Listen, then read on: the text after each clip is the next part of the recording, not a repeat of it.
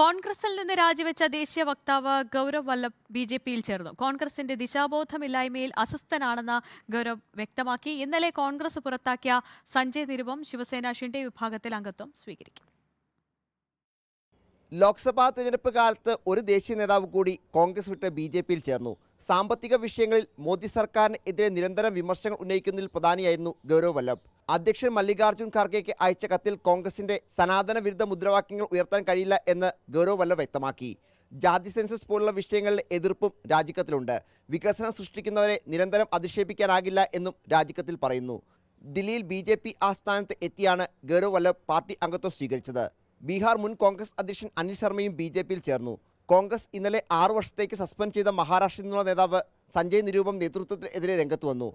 കോൺഗ്രസ് അംഗത്വം രാജിവെച്ചതിന് പിന്നാലെയാണ് തന്നെ പുറത്താക്കിയത് എന്ന് സഞ്ജയ് നിരുപം വ്യക്തമാക്കി. ഹിന്ദിയും ഇംഗ്ലീഷും അറിയാത്ത ദേശീയ നേതാവാണ് KC വേണുഗോപാൽ എന്ന് നിരുപം വിമർശിച്ചു.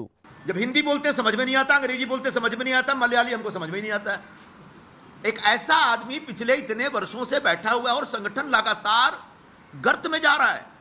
संगठन लगातार बुरे खराब दौर में, खराब हाल में।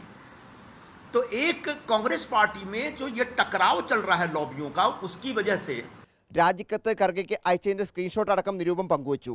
റിപ്പോർട്ടർ, ദില്ലി.